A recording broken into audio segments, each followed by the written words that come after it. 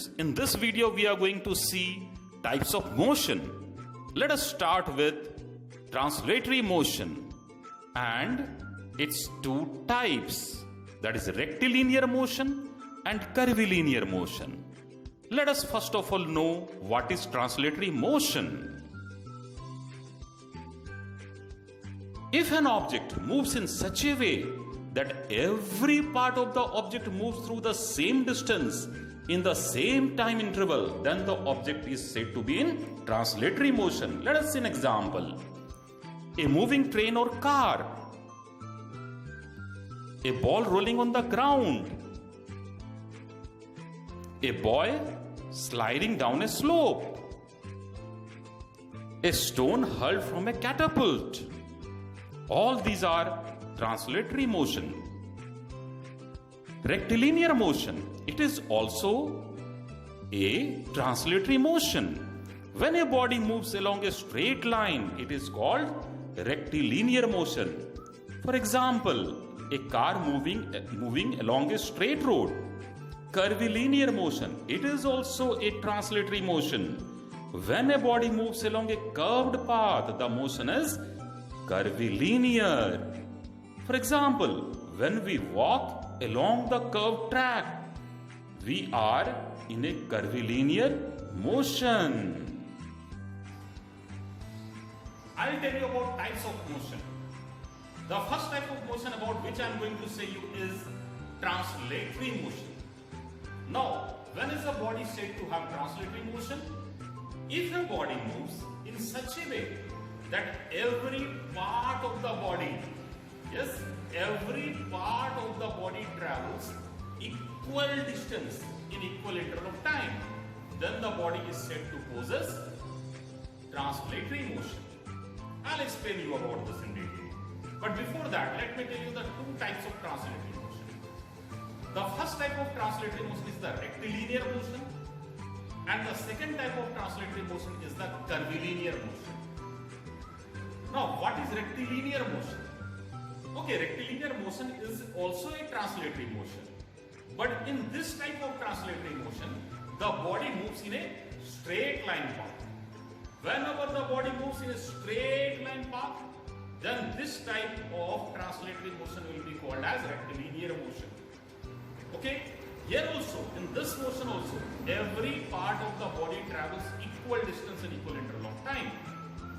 Let us see some examples. Like suppose if a car is moving in a straight line path, it should be in a straight line path, then it will be called as a rectilinear motion in a straight road. Okay, or an apple falling from the tree, it also falls in a straight line path, so that is also a rectilinear motion. Anything which goes straight or moves straight will be called as rectilinear motion. And curvilinear motion, anything moving in a curved path, it can be circular as well, anything moving in a curved path will be called as curvilinear motion. Now, curvilinear motion is also a translatory motion, because here also each part of the body travels equal distance and equal interval of time. Let us see some examples of curvilinear motion. Suppose if you are throwing a javelin, then how does it go? It moves in a curved path and falls down in the ground. Okay, so it's a curvilinear motion. Or you can take the example of the earth moving around the sun, it moves in a curved path. It's a curvilinear motion. Okay, or a cycle running moving in a curved path. Okay, maybe in a curved track, then it is also called a curvilinear motion. Okay, or when we hit a ball with the bat for a six, then the ball moves up in a curved path and then falls down. So that is also a curvilinear motion. Now, I'll demonstrate these curvilinear motion with an activity. You can make out what is curvilinear motion, what is translatory motion, and what is rectilinear motion, and why do we say them so. Okay? My dear students, let us watch this activity in which I am going to show you translatory motion and what does the definition mean. You can understand very well in this activity. You can see that I have set up a toy car over a rail. A toy car has been set up over a rail Okay, I have a rail here. And also you can see that in the rail, by the side of the rail, I have put a measuring tape. So we can very well make out the length of the distance traveled by the car in any particular time. So my setup is somewhat like this. Okay. Now, if I move the toy car up to some distance, I want to make out that every part of this toy car moves the equal distance or not. If every part of the toy car moves equal distance in equal interval of time, then this very motion will be called as translatory motion. So let us watch. At first, you can see that the toy car's starting point, the starting end of this toy car is at 10 centimeter mark. This is 10 centimeter mark, and you can see that the starting or the front end, the front part of this toy car, okay, I keep it here, is at the 10 centimeter mark. And you can see that the back of the car is nearly at 4 centimeter mark, and you can even see that I'm marking a part in this here. This part of the toy car, yes, I have marked there, is at 6 centimeter mark. Okay, the starting point is at 10 centimeter mark. Here, the midpoint somewhere, the marked point is at 6 centimeter mark, and the back end of the car is at 4 centimeter mark. Now suppose now this car moves. Now this car will move. Okay, I'll move this car. You can see that it's moving along the rail. Okay, it's moving along the rail, and after some time this car reaches here. Suppose it reaches here. Okay, now let us mark the starting point, the front part and the middle part and the back part of the car. You can see that the front part of the car is at the 60 centimeter mark. Okay, the back part of the car is nearly at 50, 51, 52, 53, 54 centimeter mark. And you can watch that the marking is at 56 centimeter mark. That is 50, so 56. The marking which we have here is at 56 centimeter mark. Now let us find out by calculation what is the distance traveled by each part. We'll try to find out by calculation the distance traveled by each part of the car in a particular time. Okay, I'll show this again to you. So at first the toy car was in this position, and after some time, whatever may be the time, after some time the car moves and reaches here like this. Okay, that means the front end of the car has reached to the 60 centimeter mark position, the back end has come to 54, and the marked middle end has come to 56.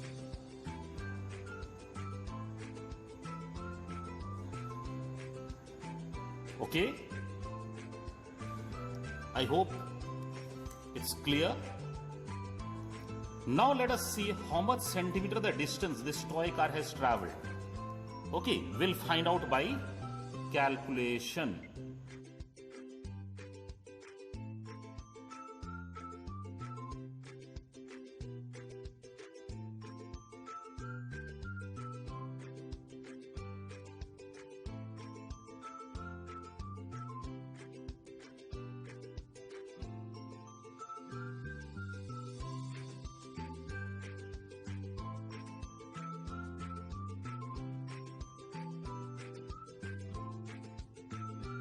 started from these markings.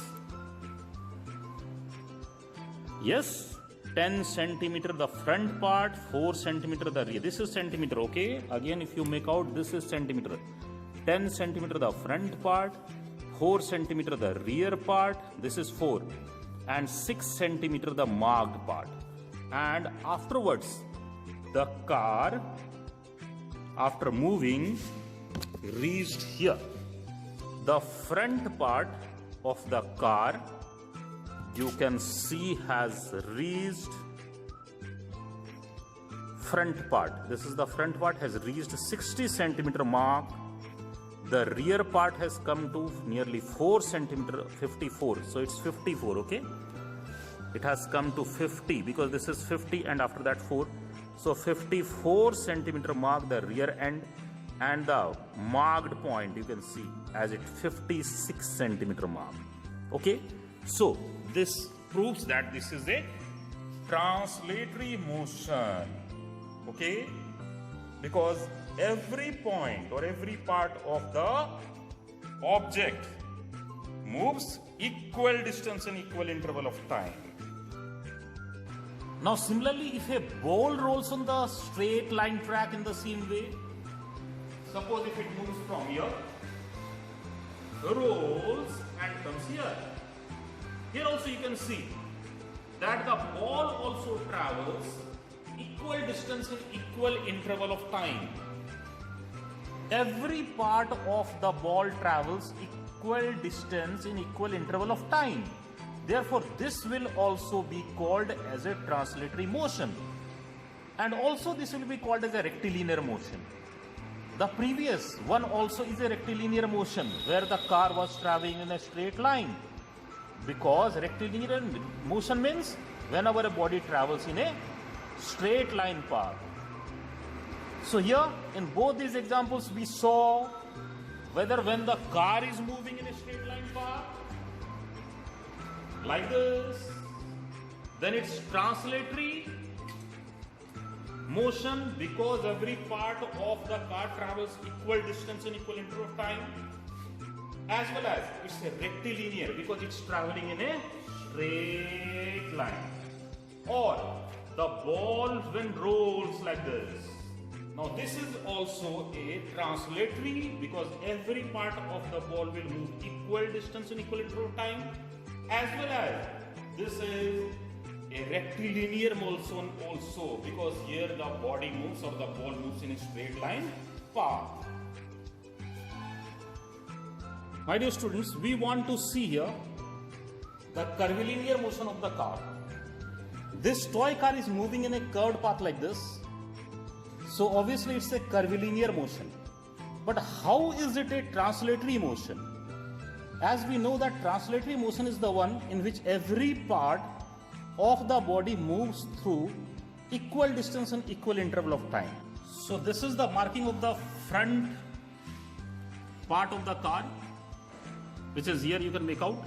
Yes, this is the marking, and this is the marking of the rear end of the car. I have marked it here.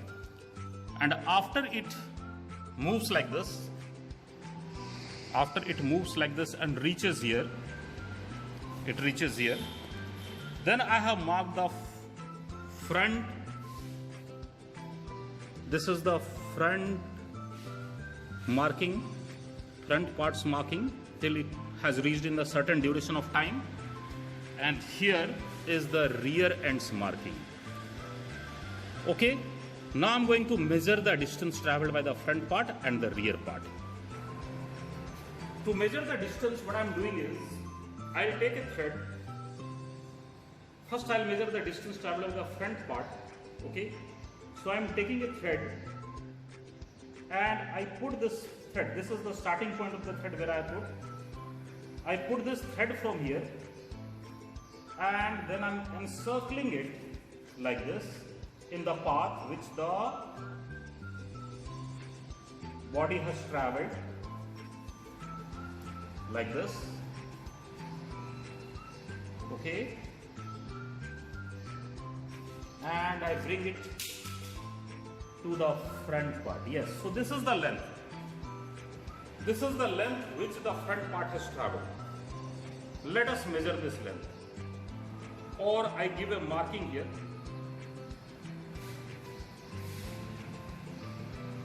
Here. Now I'll measure this length using the tape.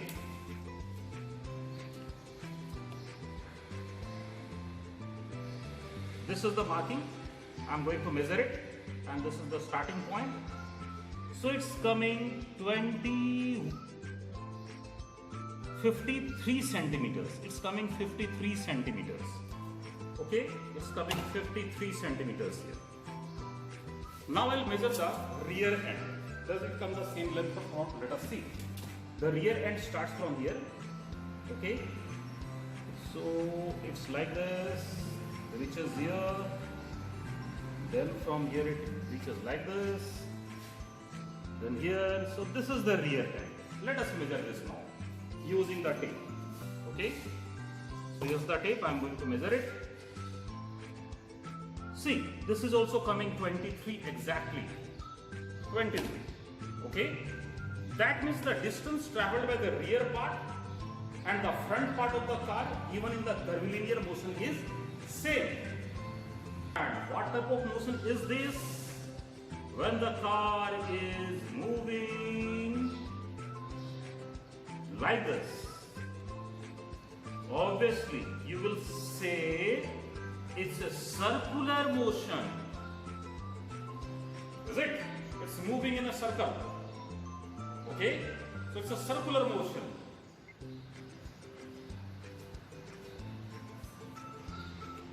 So, what is a circular motion? Circular motion is a special case of curvilinear motion. This is a special case of curvilinear motion where the body moves in a circular path around a fixed axis. So, where's the axis here? Around which the car is moving, the axis is here. This is the axis around which this very car is moving in a circular path. And what is one more important point about this? One more important point is that the distance of the body from this fixed point, that means from here to here, is always the same.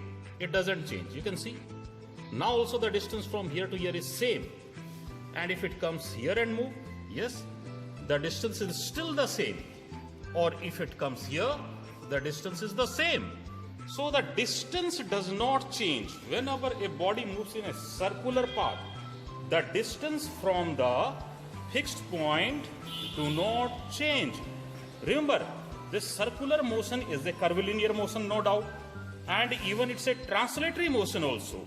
Because every part, translatory I have already told you, curvilinear is a translatory. And since this is a curvilinear, so this is a circular motion is also translatory motion.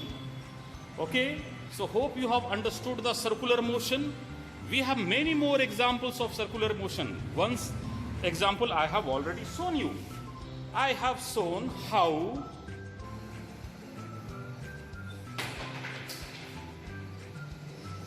so when I'm whirling this stone around with a thread, this is also called a circular motion, because the distance from the fixed point of the stone remains same. Okay, and it moves in a circle around a fixed point. So this is also an example of circular motion. We have many more examples, like a boy sitting in a merry-go-round. Okay, the boy is also moving in a circular motion and he is moving around an axis. Okay, so this is also an example of circular motion, which is a special case of curvilinear motion, and as well as it's a translatory motion. Okay, I think you have understood it.